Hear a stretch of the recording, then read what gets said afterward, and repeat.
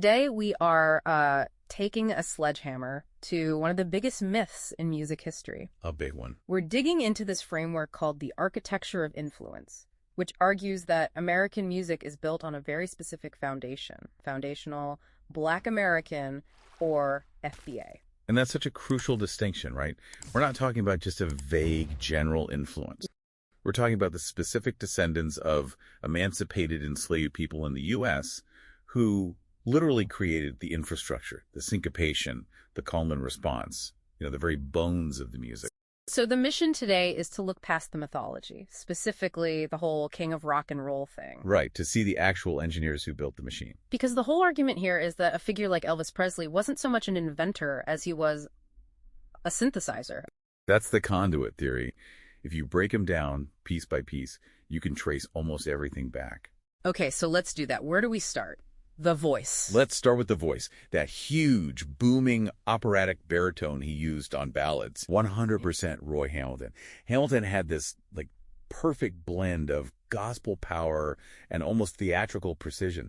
And Elvis didn't just listen to him. No, he studied him like a textbook. He did. There's this great story from 1969. They were both recording in Memphis. And Elvis had the rights to a song called Angelica. He basically walked over and just handed the song to Hamilton. Yeah. He said something like, "You're the only one who can do this justice," which shows this humility that just doesn't fit the whole king narrative. Not at all. Okay, so the voice is Hamilton, but what about the performance, the physical part? The hips. The hips. That would be Wynonie Harris. Yeah. A blues shouter from the 40s. Harris was doing those aggressive pelvic moves way before Elvis, but when he did it, the establishment saw it as threatening. Genuinely threatening. But when Elvis took let's call it a mild version of that same kinetic language, it was suddenly marketable. It was edgy, but, safe enough for TV. And that brings us to the songs themselves, as I think a lot of people just assume Elvis wrote them or arranged them. Which leads us to a man named Otis Blackwell. The engine. The engine behind Don't Be Cruel all shook up these massive hits, and this is where it gets really wild. Elvis wasn't just covering his songs. He was mimicking Blackwell's demo tapes. Almost note for note, including the little vocal hiccups and pops, right? Exactly. Those were things Blackwell put on the demo because he couldn't afford a drum kit. Elvis just adopted them as part of the style. Meanwhile, Blackwell was forced to sign away songwriting credits to the Colonel Tom Parker system. He built the skyscraper, but Elvis got his name on the front of it.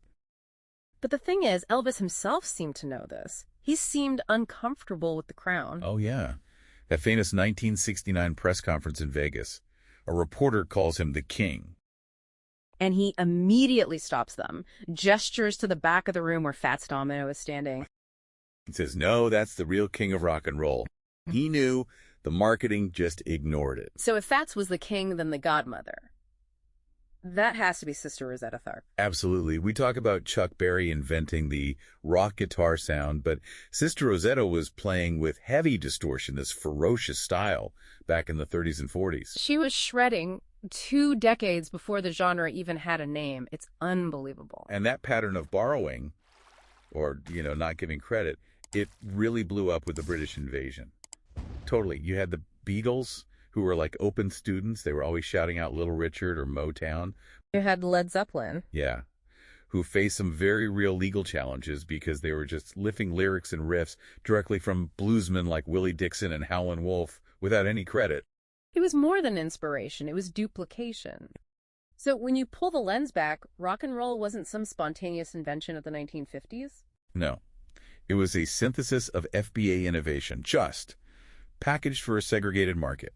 The title King was a marketing tool, not a historical fact. It completely changes how you hear those old songs. So here's a final thought to leave you with. If the king of rock and roll was really just a title created by a marketing department, how many other cultural monarchs throughout history are actually just holding the crown for someone else, someone who was never allowed through the door in the first place?